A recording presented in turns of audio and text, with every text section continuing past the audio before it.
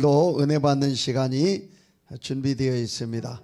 오늘도 강의를 통해서 많이 은혜 받으시고 모두 다 회복되는 시간이 되기를 축복합니다.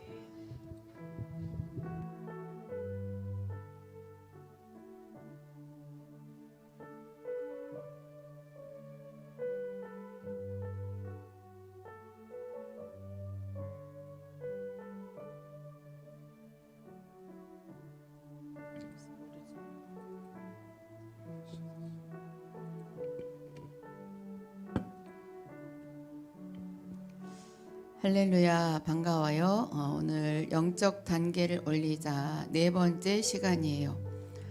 오늘은 개인 차원의 음부의 권세 처리, 개인 차원에서 내가 어떤 안 좋은 것들이 있을 때 그것을 어떻게 처리를 하냐, 이제 그런 것인데 어렵지 않아요. 오늘 들어오신 분들 한번 볼게요. 네, 해부님, 하늘이 열렸어요. 우리는 하늘에 소망이 있는데 해부님이 들어오셨고 소망님이 그 다음에 들어오셨네요. 네, 그리고 사과꽃 향기님, 생명을 상징하는 사과의 꽃이 향기가 날립니다. 진리가 가득하고 병아리와 같이 우리를 하나님이 병아리를 보호해 주듯이 암탉이 보호해 보호해 주셔요. 심경아님, 네, 매노아님, 물된 동사님, 전성수님, 불기둥님, 김진주님, 고은혜님, 박시호님, 한은혜님, 임효 권사님, 네, 오늘 여기서 예배드리고 수선아님, 집에서 주사랑님, 이정희 권사님, 신유진님, 복의 근원님, 네, 이은영 집사님, 이송희 권사님도 어디 가셨대요. 양정희님, 영광이빛님, 네, 반갑습니다. 많은 분들이 들어오셨어요. 사실 많은 채팅창에 많이 들어가는 그 사이트에는 적지만, 그런데 여기 들어오시는 분들은 진짜 그 영에 대해서 관심이 많으신 분들이고 그 자체가 바로 영의 사람들이죠. 우리는 영의 공동체가 여기에 모였어요.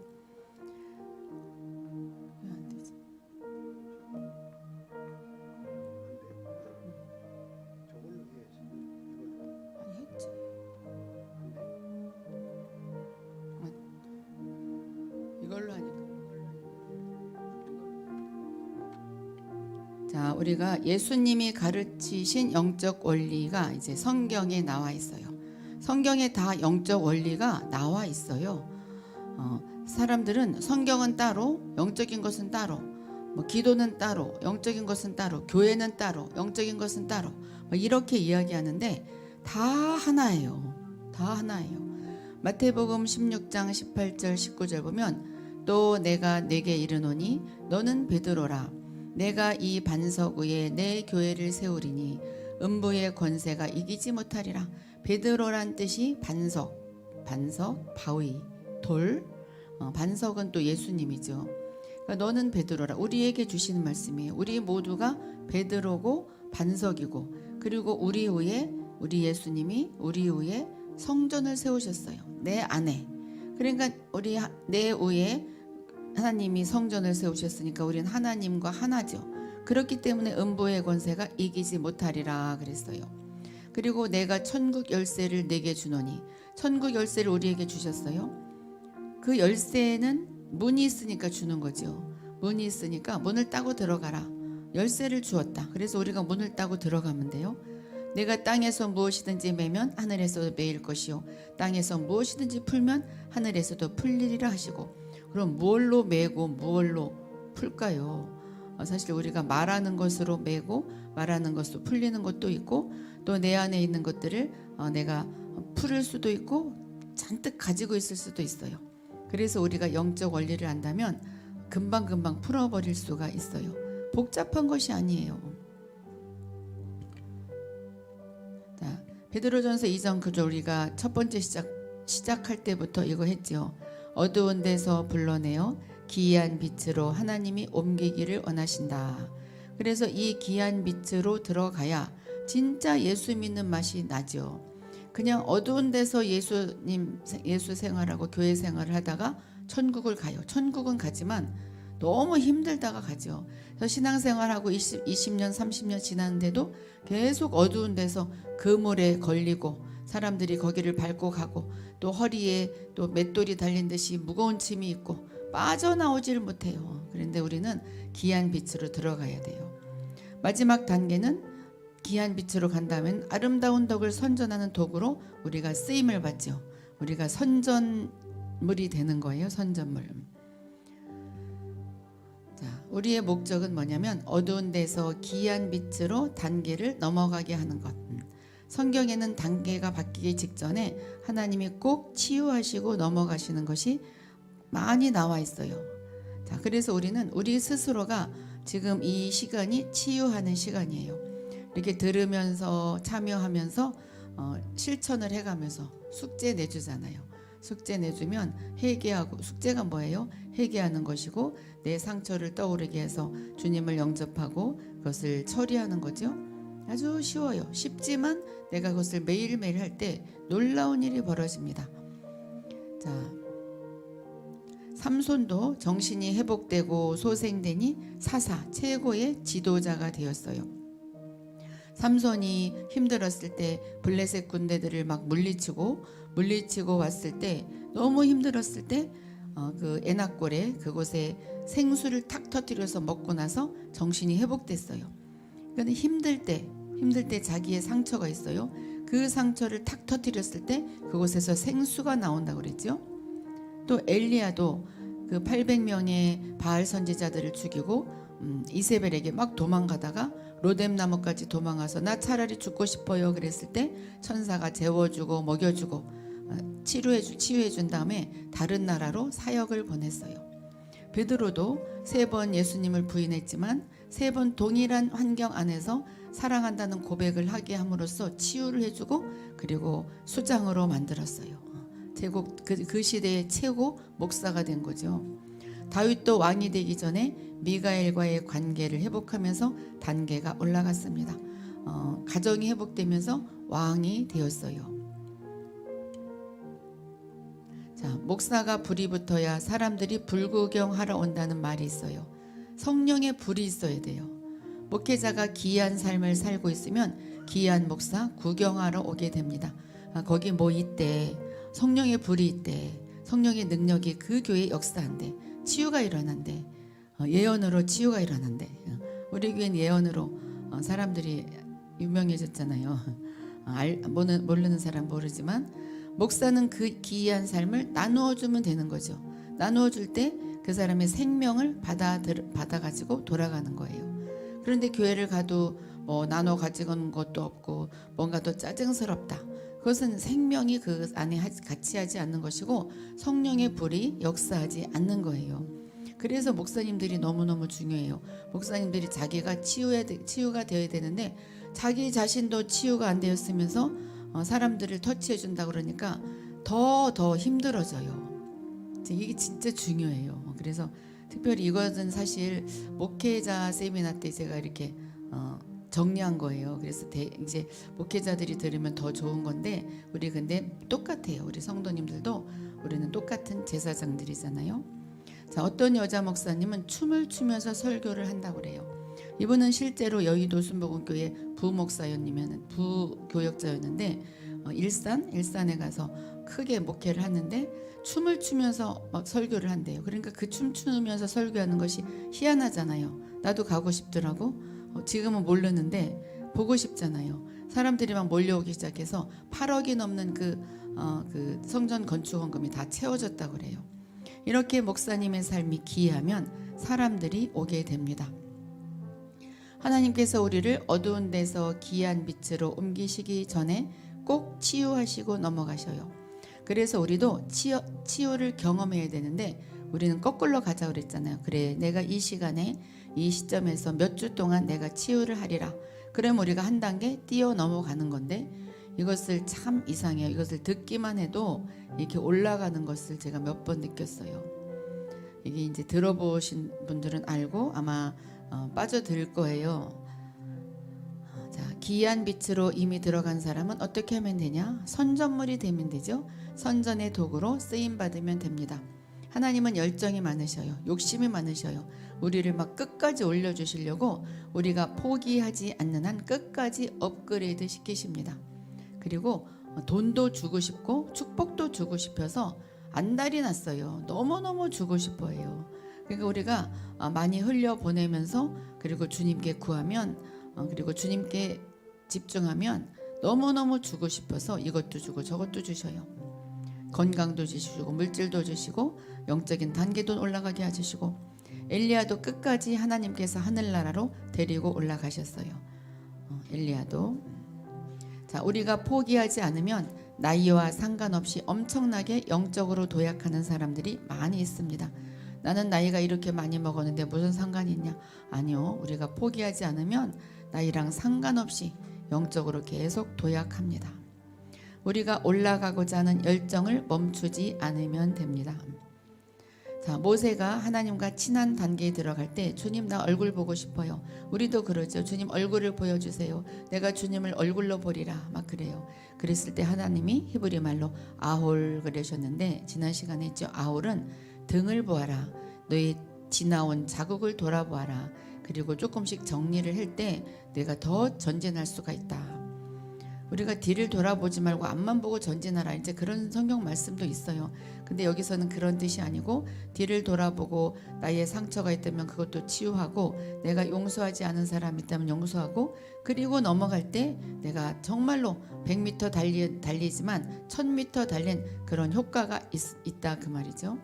자, 그래서 그동안 우리가 한 것은 결핍된 부분들. 내가 공부를 안 했다면 커서 공부를 하면 되고 내가 옛날에 옷을 사 입지 못했다면 지금 커서 옷을 사 입으면 되고 그리고 뭔가 내가 사랑이 결핍되었다면 하나님의 사랑을 받고 사람들의 사랑을 좀 받던지 내가 사람들이 사랑을 안 해주면 내가 조금 베풀어 보셔요. 사람들이 오게 돼 있어요. 또 쓴뿌리와 상처, 움푹 파인 것 쓴뿌리를 뽑는 작업에 대해서 지난 시간에 했어요. 뽑히면 굉장히 편안해지죠. 어떻게 뽑느냐 너무 편하게 제가 가르쳐 줬잖아요. 주님 회개하지 않은 것이 있다면 떠오르게 해주세요. 그래서 회개하고 상처가 있으면 생각나게 해주세요. 상처가 떠오르면 가만히 주님의 음성을 듣는 거예요. 그리고 떠오른 것만으로도 주님이 치유해 주신 것이니까 치유해 주신 거니까 주님 그것을 떠오르게 해주셔서 치유해 주심을 감사합니다.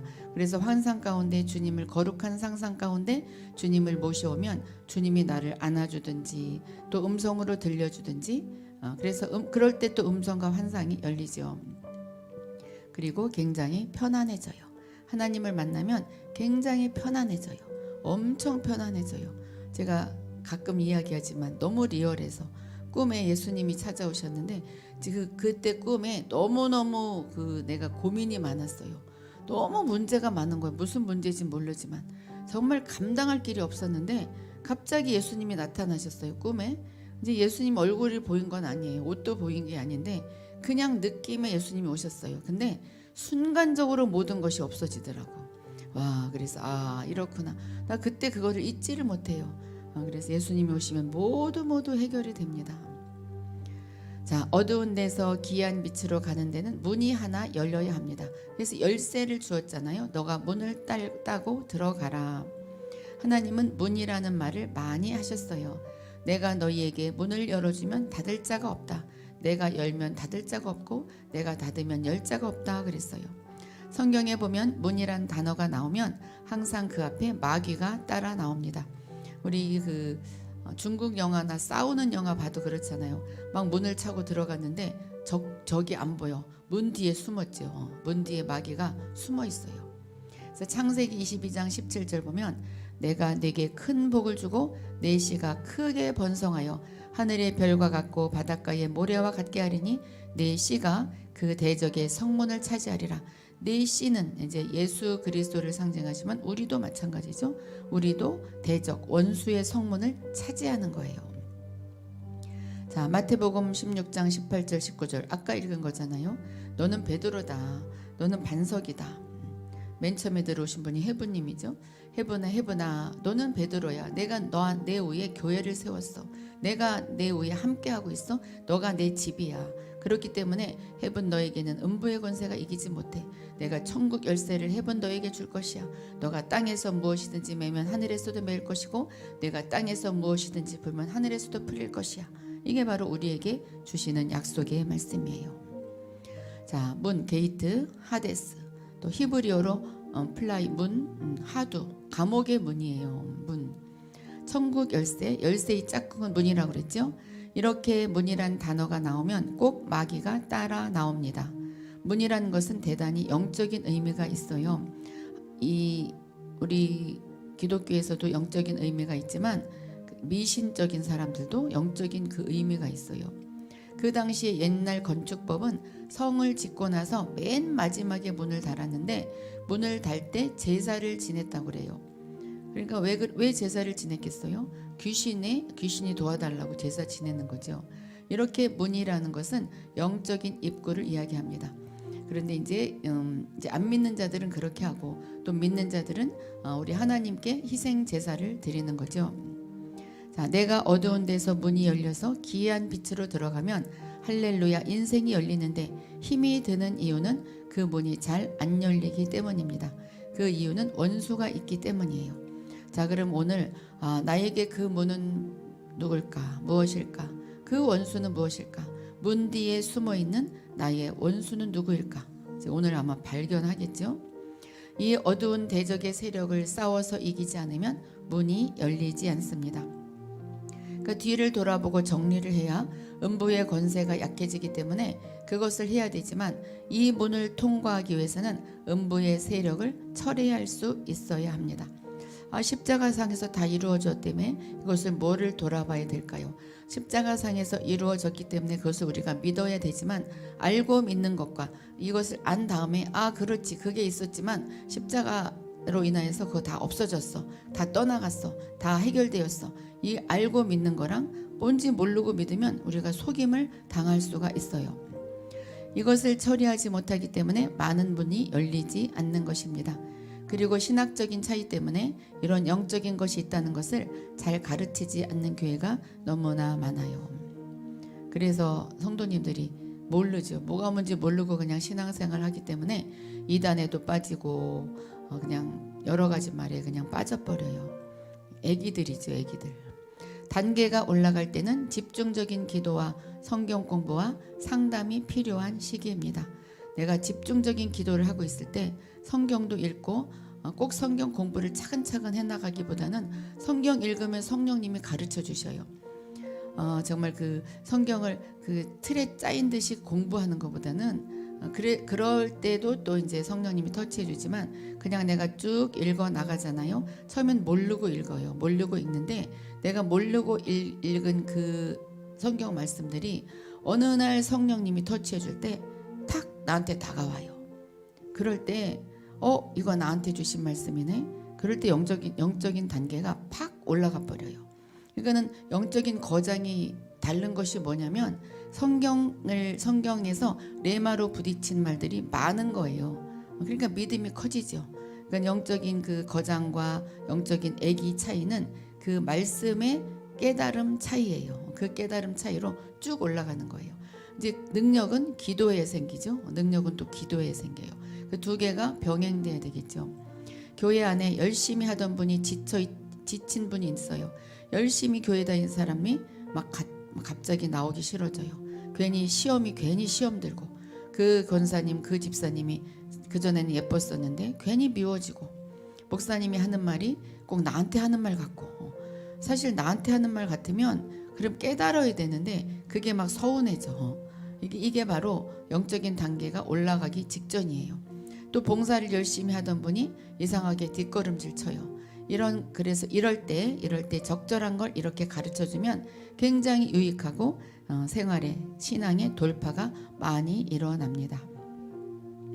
지금 여기 들으신 분들은 굉장히 복이 많은 분들인 거예요. 자, 이 문을 어떻게 통과할까요? 대적의 문을 통과할 때 원수 문제, 마귀 문제를 어떻게 처리하는가? 자, 성경에 보면 예수님께서 세 가지 이야기를 하셨어요. 문을 찾아라. 자, 문은 영적인 입구라고 그랬죠.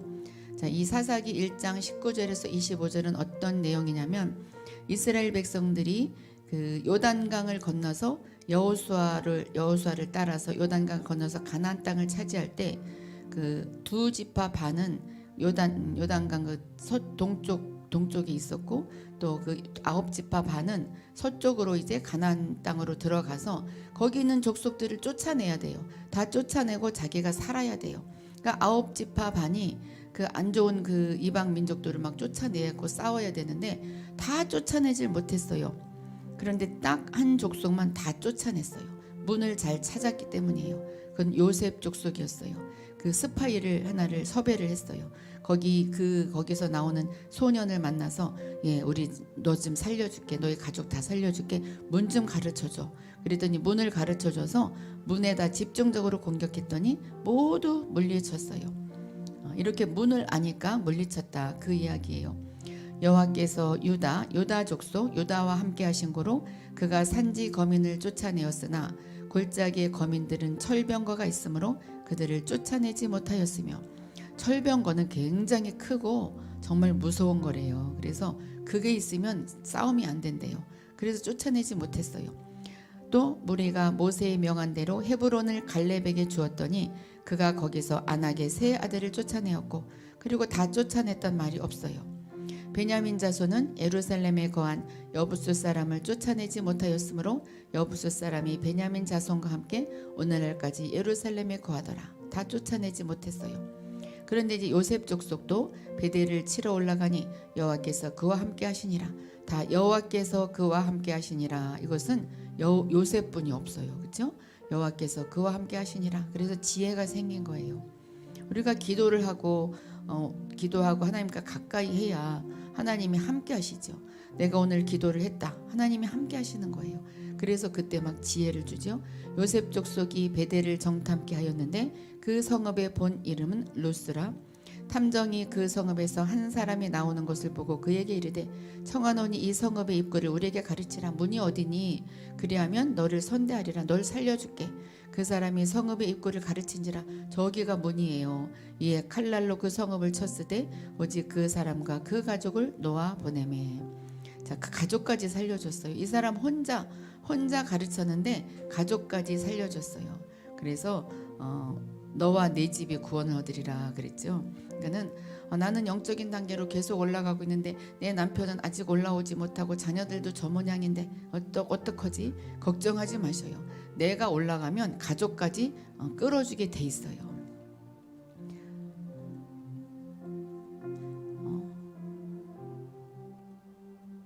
자, 유다 지파를 비롯해서 모든 지파가 전쟁에 불완전한 승리를 하는데 딱 한 지파만 완전 승리한다. 아까 22절에 보았을 때 요셉 족속이었죠. 요셉 족속이 올라가서 전쟁을 하는데 입구가 어디인지 스파이를 통해서 알아내고 입구에다가 집중 공격한다. 그리고 승리했어요. 이것이 바로 음부의 문을 찾는 것입니다. 우리가 대적의 문, 원수의 문을 통과하여서 기이한 삶으로 가리라고 할 때에 이 마귀가 붙들고 있는 고리, 마귀가 붙들고 있는 영적인 문, 입구를 파악하는 것이 첫 번째 작업입니다. 이 작업을 잘 해야 되는데 문을 찾아야 되겠죠. 첫 번째는 무조건 문을 찾는 것입니다. 자, 여기까지 보면 사람들이 이제 인간적인 생각으로 그 사람이 문일 것이야, 그 시어머니일 것이야, 아니면 친정엄마일 것이야, 아니면 남편일 것이야, 그 사람 때문에 안 되는 것이야, 막 이렇게 생각하죠. 근데 천천만만이에요. 그냥 무조건 귀신아 나가라 그러면 안 나가죠. 문을 찾으면 그 문에 집중적으로 공격하면 금방 해결될 것을 그냥 귀신이 들린 사람이 가까이 오면 이제 귀신 쫓는 사람도 자기도 겁나고 제정신이 없어요. 그러니까 귀신보다도 자기가 더 크게 귀신아 나가라 막 떠들다가 끝나는 게 대부분 축사 사역입니다. 그냥 무조건 모르고 그렇게 해서 나갈 수도 있지만 문을 찾으면 더 빠르다 그 말이에요. 그러면 안 되고 문을 찾아야 한다. 어떤 것 때문에 그러는지 문을 찾아야 한다. 내가 천국 열쇠를 내게 주리니 네가 땅에서 무엇이든지 매면 하늘에서도 매일 것이요 땅에서든지 무엇이든지 풀면 하늘에서도 풀리리라 그랬어요. 그래서 첫 번째는 푸는 작업을 해야 합니다. 그래서 풀고 용서하고 회개하고 신명기 21장 1절에서 3절 보면 이 이야기는 무슨 이야기냐면 그 동네에 어떤 살인 사건이 벌어졌을 때 그때 가까운 성읍, 지금으로 말하면 가장 가까운 교회에서 회개를 해야 가장 가까운 교회나 믿는 자가 회개를 해야 그래야 그 안 좋은 것들이 없어진다. 이제 그 이야기예요. 내 하나님 여호와께서 내게 주어 얻게 하시는 땅에서 혹시 피살한 시체가 들에 엎드러진 것을 발견하고 그 쳐 죽인 자가 누구인지 알지 못하거든 살인 사건이 벌어지거든 너희 장로들과 재판장들이 나가서 그 피살한 곳에서 사면에 있는 각 성읍의 원근을 잴 것이요 그 피살한 곳에서 제일 가까운 성읍 곧 그 성읍의 장로들이 아직 불이우지 아니하고 멍에를 매지 아니한 암송아지를 취하고 불이우지 아니하고 멍에를 매지 아니한 암송아지는 깨끗한 암송아지 죄가 없는 그런 제물을 취해서 제사를 드려라. 회개를 하라 그거죠. 회개를 하라. 이것은 바로 예수님을 상징하죠. 회개를 하라. 그리고 쭉 제사를 지내라고 나와요. 이 말은 해석하자면 아까 이야기했듯이 사거리에서 누가 죽어 있는데 이스라엘 사람들은 살인이란 죄를 범했을 때 범인이 안 잡혔으면 그냥 우리나라처럼 경찰에 그냥 수사에 맡기고 끝내는 게 아니에요. 자, 자기네 땅에서 살인을 저질렀다는 죄를 해결하기 위한 방편이지 하나님이 주신 그 율법대로 그 시체가 있는 자리에서 사방팔방에는 교회의 거리를 줄자로 잽니다. 그리고 가장 가까이 있는 교회에서 회개 기도를 드리게 되어 있어요. 이 땅에서 이 죄 때문에 하늘이 닫히지 않도록 꼭 회개 기도를 드리게 되어 있는데 그것이 신명기 21장 8절 9절에 있는 기도문이에요. 뭐냐? 여호와여, 우리 같이 해볼까요? 여호와여, 주께서 속량하신 주의 백성 이스라엘을 사하시고 무지한 피를 주의 백성 이스라엘 중에 머물러 두지 마옵소서. 그렇게 하면 이제 그 피 흘린 죄가 사함을 받으리니 이는 너는 이와 같이 여호와의 보시기에 정직한 일을 행하여 무죄자의 피 흘린 죄를 너희 중에서 제할지니라. 그러니까 우리 동네에 어떤 죄가 막 돌아다니면 가장 가까운 믿는 자들이 회개를 하고 기도하라 그 말이죠. 그래서 처음에 막 코로나가 대구에서 한창 나중엔 다 벌어졌지만 처음에는 막 그 지방에 막 돌아다니면 그 지방만 무슨 죄를 저질렀나 막 이렇게들 생각했잖아요. 그래서 뭐 대구에 돌아다녔더니 대구 순복음교회 목사님이 막 기도하자 그래서 기도한 거 제가 기억나요. 자, 이스라엘 사람들은 땅이 더러워지는 것을 매우 무서워했습니다. 그리고 유대인들은 지금도 그렇대요. 더러운 땅에서는 안 산대요. 이민간 한국 사람들이 늘 하는 이야기가 유대인들을 따라다니면 돈도 잘 벌고 잘 산다고 그래요. 유대인들은 땅이 더럽다, 깨끗하다 하는 개념이 있기 때문에 땅이 더럽다, 그곳에서 범죄가 많이 일어난다, 그곳에서 많이 망한다, 그러면 안 산대요. 그냥 다른 데로 이사 간대요. 자기가 살다가 옛날 같으면 흑인들 등이 와서 마약하고 총 쏘는 살인 사건이 몇 건이라도 터지면 집단으로 이사를 간다고 그래요. 땅이 더러워졌다 이거죠. 땅이 더러워지면 만사가 안 된다고 믿기 때문에 이 사람들은 옮겨간다. 근데 사실 땅이 우리잖아요. 우리가 더러워지면 만사가 안 되죠. 우리가 깨끗해야지. 그래서 지금도 캄보디아라 라오스 등 가난하고 땅이 더러워졌다고 소문난 곳에는 유대인이 하나도 없대요. 그들은 율법을 아직도 지키니까 유대인들은 땅을 굉장히 소중히 여깁니다. 사실은 땅은 우리 사람이고 우리가 깨끗해야 하나님의 복을 받는 건데, 예를 들면 어느 지역에 살인 사건이 터지면 그 지역에 있는 목사들이 회개 기도를 드리기 시작하는 것이다. 땅을 더럽히지 않게 해달라고. 사실 그리고 또 실제적으로 또 이건 필요해요. 우리 지역에 돌아다니는 악한 영들도 있어요. 그 이상하게 그 지역에 교통사고가 많이 난다든지 물에 많이 빠져 죽는다든지 그때 이제 믿는 자들이 기도를 해야 되죠. 이건 실제적으로도 또 필요해요. 유대인의 무서운 영적인 법칙입니다. 우리가 배울 것은 배워야 돼요.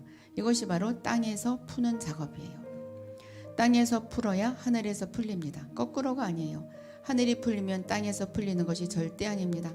내가 하늘에서 하늘을 향해서 아무리 금식하고 외쳐도 땅에서 내가 풀지 않으면 아무리 해도 안 되는 것이 하늘나라의 원칙입니다. 또 내가 이 땅에서 나는 안 될 것이야, 나는 망할 것이야, 나는 하는 일마다 왜 이렇게 안 되지? 이 문제는 풀리지 않을 것 같아. 이렇게 하면서 금식하고 외쳐도 그것도 되지 않아요. 그리고 내가 계속 근심하고 걱정하면서 기도해도 그것도 풀지 않는 거예요. 그것도 안 돼요. 그럼 나는 걱정이 되는데 어떡하냐? 심한 걱정이나 염려를 아주 안 할 수는 없어요. 우리가 이 세상을 살아가면서 너무나 지나친 염려를 이야기하는 거예요. 조금은 안 할 수가 없어요. 그러니까는 나는 조금 걱정을 하니까 나는 구제불능인가 보다. 아니에요. 지나친 염려. 그래서 하나님이 써놓은 말씀에 자기도 넘어가지 못하는 하나님이기 때문에 하나님이 하늘에서 풀면 땅에서 풀면 하늘에서 풀어줄 것이야. 이 하나님이 써놓은 말씀 그것을 꼭 지켜야 하기 때문에 내가 땅에서 풀고 안 풀고 40일 금식해도 하나님이 응답 안 하십니다. 그래서 땅에서 매면 하늘에서도 매여요. 그래서 우리가 말을 너무너무 잘해야 돼요. 나는 너무나 잘 될 것이다. 특별히 자녀들한테 대해서도 쟤는 저래서 어떡하지? 그리고 이렇게 말하는 사람들이 있어요. 내 아들은 이래요. 내 딸은 이래요. 내 남편은 이래요. 내 아내는 이래요. 자기가 그냥 다 묶어놔 버려요.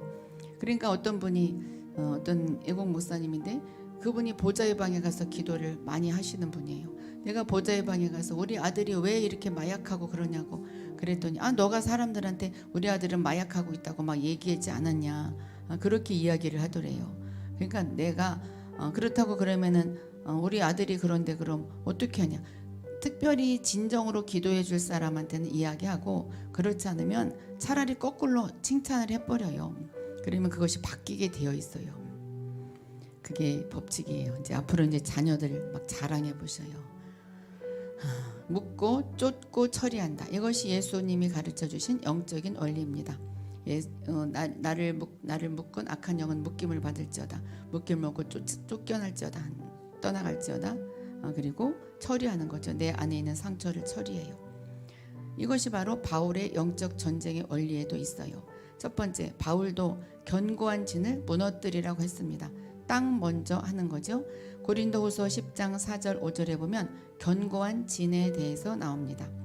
우리의 싸우는 무기는 육신에 속하는 것이 아니요 오직 어떠한 견고한 진도 무너뜨리는 하나님의 능력이라.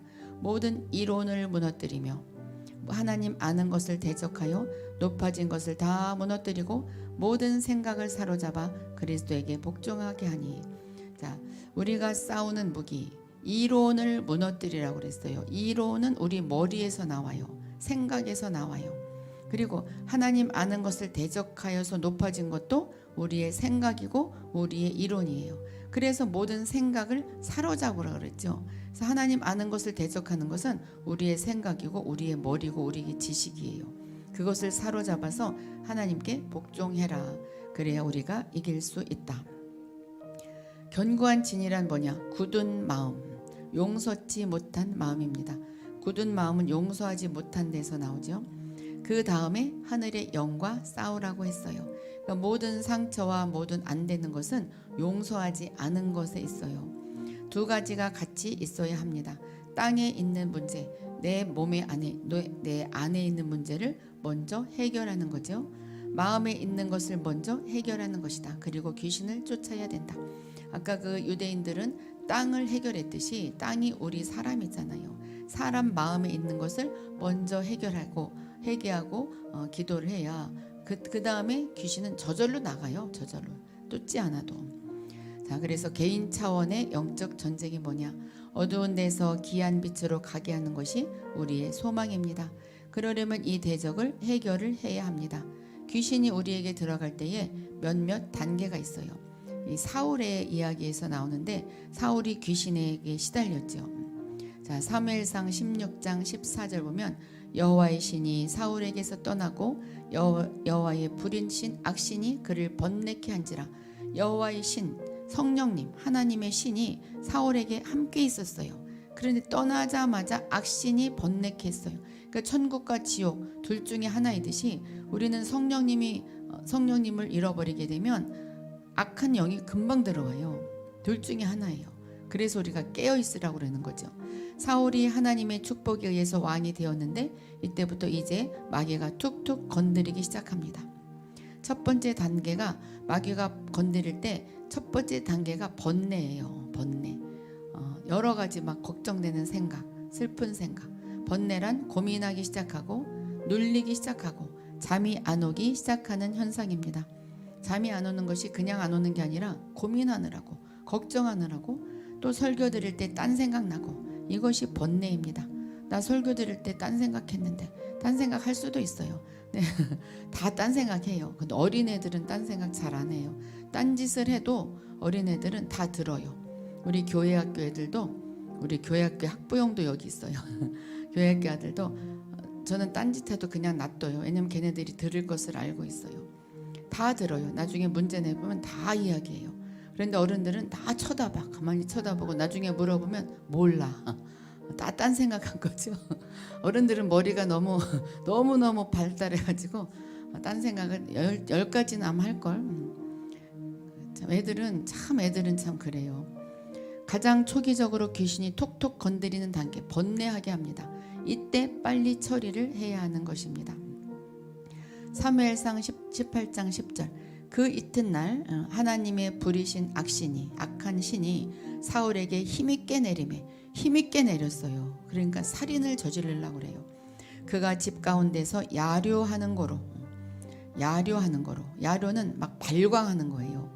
다윗이 평일과 같이 손으로 수금을 타는 때에 사울의 손에 창이 있는지라 죽일 생각까지 하죠. 자, 번민하던 수준에서 이제 거기 보니 악신이 임해서 야료까지 갑니다.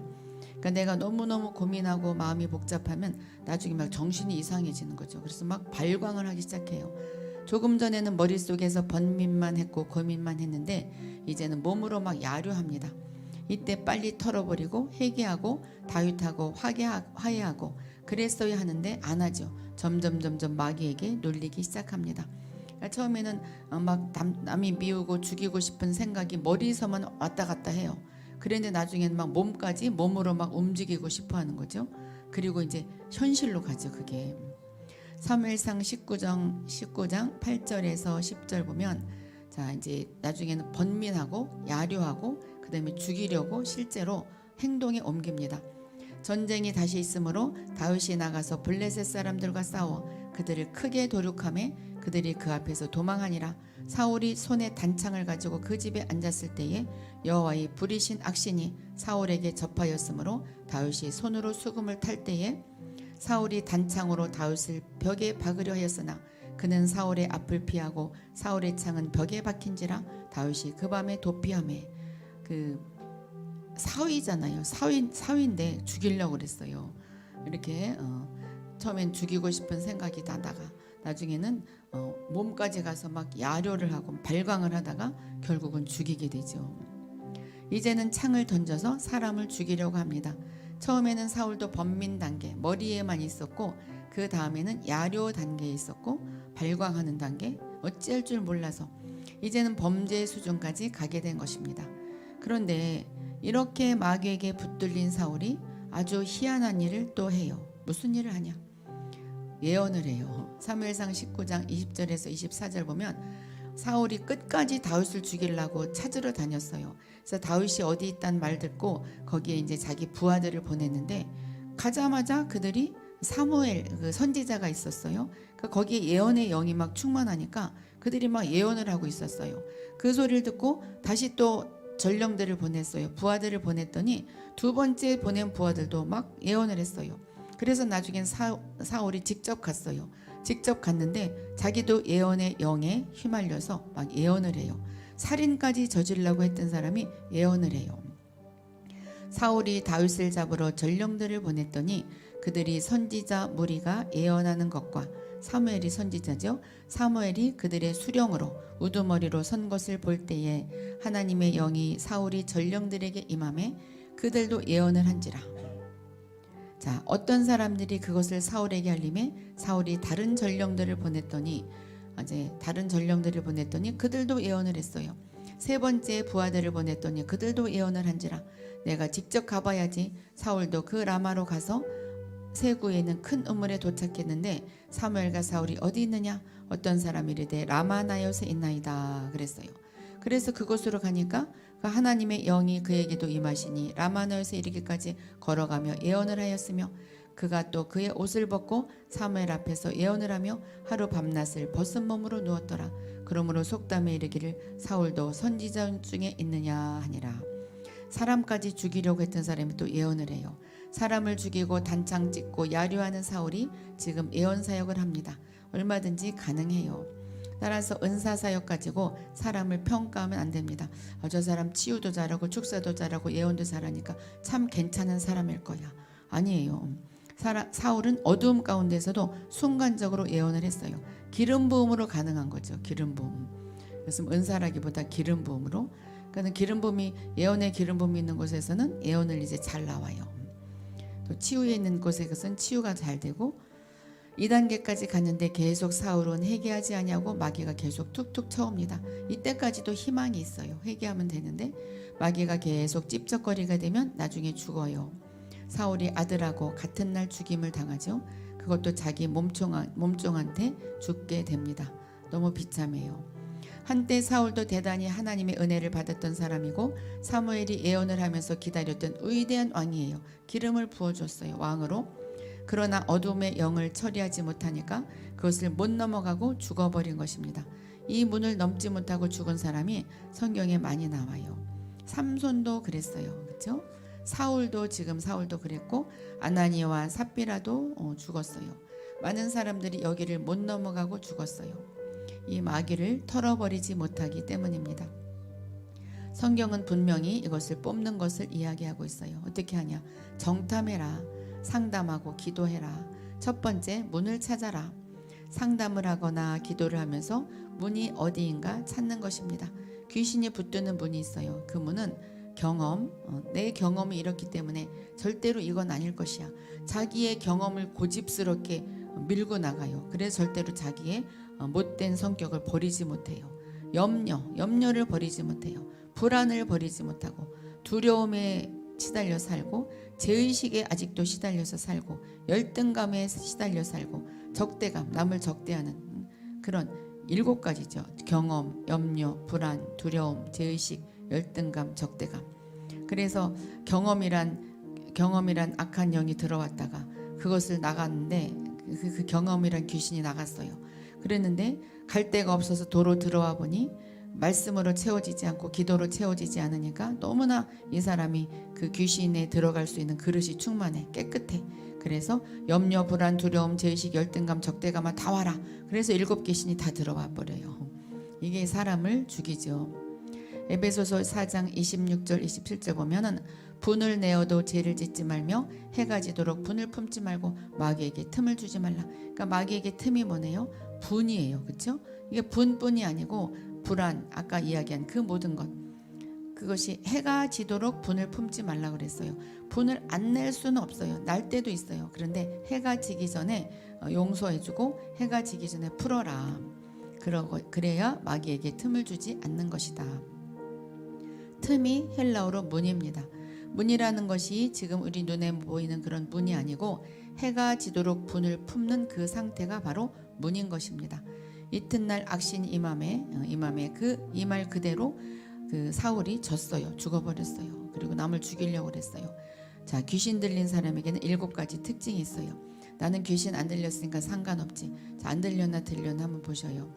귀신은 그냥 들어가지 않습니다. 귀신이 들어가는 사람들에게는 분노가 있고 염려, 불안, 두려움, 죄의식, 열등감, 적대감 이 중에 하나가 있어요. 이것이 귀신이 들어가는 문입니다. 아마 다 귀신 들어가 있을걸요? 다 들어가 있어요. 나 뭐 때문에 불안하다. 불안에 귀신이 들어가 있어요.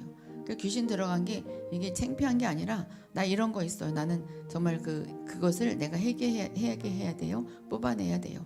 이렇게 내가 기도를 하면은 귀신아 나가라. 그리하지 아니하여도 이것을 알기만 해도 나가요. 인정하면 나가요. 제가 그것을 몇 번 경험을 했어요. 인정했다 하면 나가요.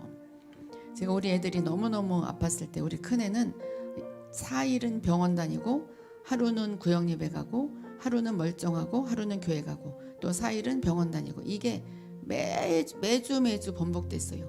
오죽하면 병원 소아과 의사랑 밤에도 통화하면서 지내고 그랬어요. 그런데 어느 날 정말 그 가성 콜레라란 것이 걸려가지고 너무너무 아기가 힘들었는데 어느 날 내가 아니다 이거는 귀신인 것 같아. 내가 기도해야 되겠다. 그래서 엄마가 기도해야 되니까 그래서 목사님한테 이제 이게 뒤로 막 넘어가서 아기를 맡기고 이제 기도회를 다녔어요. 그랬는데 마음에 확신이 오면서 아기 약을 다 버렸어요. 근데 이게 그 마음에 확신이 오자마자 그게 떠나가서 아기가 낫기 시작하더라고요. 그 인정하면 이게 귀신이야. 인정하면 나가요. 인정하면. 제가 지난번에는 방광염에 정말 힘들었어요. 너무 힘들어서 그날 밤에는 우리 목사님이 저기 거기 응급실 가자고 그럴 정도였어요.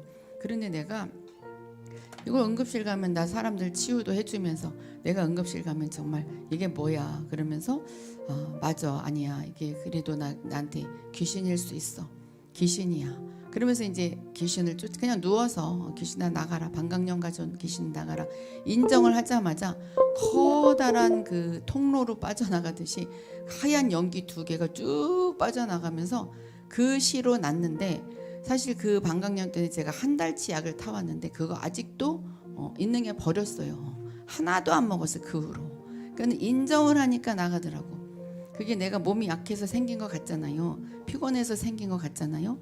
근데 귀신이었어. 그러니까 목사님이 에이 귀신 들렸었네. 이렇게 그럼 인정하면 나가요. 그래서 인정을 해야 돼 우리가. 자 귀신은 그냥 들어가지 않아요. 귀신이 들어가는 사람들에게는 분노, 염려, 불안, 두려움, 제식, 열등감, 적대감 다 하나씩 있죠. 이것을 인정하면 나가요. 그러니까 지금 인정하셔요. 지금 인정하면 나갑니다. 분노, 분명히 해가 지도록 품지 말라고 주님이 경고하셨어요. 염려, 지나친 염려. 염려란 헬라어로 나누어진 마음이에요. 뭐가 나누어져요? 하나님과 나누어진 마음이죠. 염려하면 하나님과 이미 마음이 나누어지기 때문에 악한 영이 쑥 들어와요. 나누어진 곳에 틈이 생기고 그곳으로 들어가는 것입니다.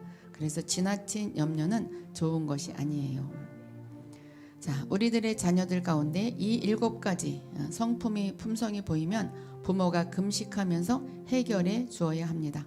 안 그러면 그 아이가 자라면서 불량애가 되고 아이 망가뜨리는 것은 시간 문제예요. 근데 아이 때문에 금식기도 한다는 것은 자기가 하나님과 올바르게 서는 거잖아요. 그러니까 부모가 올바르게 서게 되면은 이상하게 애들한테 그것이 연결이 되게 돼 있어요. 그렇다고 애들을 또 버려두지 말고 애들은 애들대로 관리를 하지만 내가 오직 딱 한 사람이에요. 나중에도 나오지만 가족 중에 사촌까지 중에 딱 한 사람이 올바로 서면 그 사촌까지 모두 치유가 되고 하나님 품으로 오게 돼 있어요. 사촌까지 5촌은 아니야. 사촌까지. 그래서 우리가 사촌 중에 정말 하나님과 가까운 사람이 있다. 그럼 정말 복받은 자고 근데 우리가 그런 사람이 되어야 합니다. 교회에서 영적으로 귀신이 붙어 있고 사울처럼 번뇌하든지 눌려 있든지 이런 거 분별하지 않고 때가 돼서 집사 안수 주고 돈 받고 장로 맡겨 놓으면 엄청난 분쟁이 일어납니다. 3년 됐으니까 집사 안수 받아야지, 또 안수 집사 줘야지, 권사 돼야지, 이런 분쟁이 일어나죠. 그릇이 돼야지, 그릇이. 그렇죠? 상담을 통해서도 문을 알아낼 수가 있습니다. 몇 가지 분별이 필요해요. 자, 정신병, 귀신 들린 것과 정신병과 비슷하지만 달라요. 귀신 들린 경우와 정신병 걸린 경우 비슷하게 사람이 정신적으로 이상해지기 때문에 정신병 걸린 사람 가지고 막 귀신을 쫓으면 안 되는데, 정신병 걸린 사람 가지고 기도원만 쫓아다니다가 애를 더 버리는 것도 제가 많이 봤어요. 자, 정신질환은 어려서부터 좀 이상한 사람이에요. 어려서부터. 또 정신병은 그냥 정신병은 서서히 진행됩니다. 갑자기 생긴 정신병. 정신질환 걸린 사람은 어려서부터도 이상하고 말을 행설수설해요. 자, 당사자와 대화를 시도할 때 이상한 사람, 정신질환인 사람은 행설수설합니다. 그래서 뭐 내가 유관손을 받대든지 내가 이순신 장군이라든지 막 이렇게 행설수설. 그래서 말이 안 되는 사람은 축사하면 안 돼요. 그것은 정신질환이기 때문에 목회자들은 절대로 손대면 안 됩니다. 이것은 약물 체계로 들어가야 되고 입원을 시켜서 약도 주고 이렇게 같이 가야 되죠. 그런데 귀신병은 귀신 들리면 멀쩡했던 사람이 하루아침에 이상해지고 하루아침에 이제 병이 들리죠. 그것은 귀신병입니다. 귀신 들린 사람은 예리한 직관력이 생겨서 막 알아맞혀요. 물론 안 그런 수도 있지만 또 이렇게 또 영적으로 귀신 들려서 막 직관력이 생겨서 막 알아맞추는 사람이 있어요. 자기를 쫓으러 온 사람의 영적 상태를 다 알아맞추고 갑자기 성경이 뭐 다 보인다든지 뭐 이상하게 갑자기 그러는 거, 그거는 귀신 들린 거예요. 귀신 들린 사람들은 날카로운 직관력이 있어요. 그래서 괜히 저 사람이 갑자기 영이 열렸다 막 그래서 막 그 사람들이 점치듯이 막 따라간 사람들이 있어요. 그래서 우리가 영분별이 필요해요. 또 대화가 안 되는 경우는 함부로 내적 치유하거나 축사하면 안 됩니다. 대화가 안 되는 경우 있어요. 대화가 돼야 돼. 일단 이 사람이 추스르도록 도와줘야 합니다. 약물 치료로 대화할 수 있는 상태로 돌려야 되죠. 그러니까 제가 대화가 안 되는 사람이, 저는 처음에 몰라서 그 사람이랑 계속 대화를 했는데, 전화를 하는데 어제 저녁에도 그랬다는 거야. 자기를 누가 사람들이 끌고 가서 벽에다가 머리를 막 부딪히게 해가지고 지금 머리가 멍이 막 들었대요. 난 그게 진짜인 줄 알고, 그럼 병원에 가야 되죠. 병원에 또 안 가. 그리고 갑자기 또 어떤 사람이 들어오더니 자기 번호를 어떻게 알아서 들어와가지고 자기를 막 침대에 또 머리를 박았다는 거야. 저기 하모니교에서 그랬어요. 어떤 사람이 와가지고 나한테, 나는 그때 이런 상담 할 줄도 몰랐었어. 그래서 그 사람은 내가 넘어가가지고 1시간을 전화를 붙들고 있고 막 그랬어요. 그런 사람들은 그 병원으로 가야 돼. 그런데 정상인 줄 알았어요. 그래서 약물 치료를 해야 돼. 대화할 수 있는 상태로 돌려야 되죠. 한국 사람들은 조금만 이상하면 귀신을 쫓아버려요. 그 다음에 이제 풀어야 되는데, 제일 중요한 것은 이 사람이 상처 때문이구나, 귀신 때문이구나, 무엇 때문이구나를 알아야 합니다. 귀신 들린 경우가 상처인 경우가 있고 부모의 죄인 경우도 많아요. 우상 숭배했을 때 들어오는 경우도 많아요. 원인을 찾아내야 합니다. 원인은 어떻게 찾냐? 이제 자기가 알죠. 우리 부모가 우상 숭배했는지. 근데 우리는 거의 다 우상 숭배했어요. 그러니까는 부모가 우상 숭배한 거를 우리가 무조건 한 번씩 회개를 하셔요. 근데 사실 십자가상에서 다 이루었잖아요. 그러니까는 그 이루었으니까 회개를 하고 그 다음부터는 그것을 믿어야 돼요. 믿지 않고 맨날 또 회개하지 말고 또 풀고, 회개로 풀어주고 용서해주고 내적 치유를 하고 이것을 반복을 해야 합니다. 자, 이 풀어주는 작업을 할 수 있어야 합니다. 안 되면 다른 사람이 안 되면 같이 울어서라도 풀어주고 같이 대화해서라도 풀어주어야 합니다. 이렇게 하면 많은 경우 귀신아 나가라 하지 않아도 스스로 빠져나가요. 그러니까 사실 예언 받으면서 귀신이 많이 빠져나가요. 축사가 돼요. 내 영이 막 살아나니까. 안에 서러움이 있을 때 악한 영이 잡고 있는 것으로 풀어주는 작업이 필요합니다. 그리고 어떤 사람이 기도하다가 막 서럽게 울을 때 막 그만 울어요. 왜 힘들어서 그래요? 그러지 말고 그냥 둬야 돼요. 그 막 서러운 귀신 나가는 거예요. 울거나 둥글거나 웃거나 했을 때 그냥 두면 그것이 귀신이 나가고 그 사람의 생수가 막 터져 나오게 돼 있어요. 자, 우리도 어두운 데서 빛으로 나가는데 잘 안 되는 사람들 가운데 그런 것에 걸린 사람들이 있는 것입니다. 예수 잘 믿고 훌륭한데 악한 영이 거기서 장난을 쳐서 못 넘어게 하는 사울처럼 자꾸 뒷걸음질 치다가 그냥 죽도록 만드는 악한 영의 세계가 있습니다. 그것을 뽑아야 합니다. 방법은 딱 하나, 풀어주는 것. 어떻게? 회개하고 용서하고 치유하고 이것을 반복해야 합니다. 네. 자, 오늘 여기까지 했어요.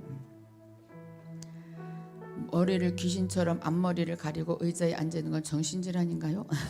그 사람을 대화를 해봐야죠. 대화를 해봐서 어떤 건지 이제 대화를 나눠봐야 되겠죠. 그래, 오늘 여기까지 하고 다음 시간에 만나겠습니다. 긴 시간 좋죠. 아마 유익이었을 거예요.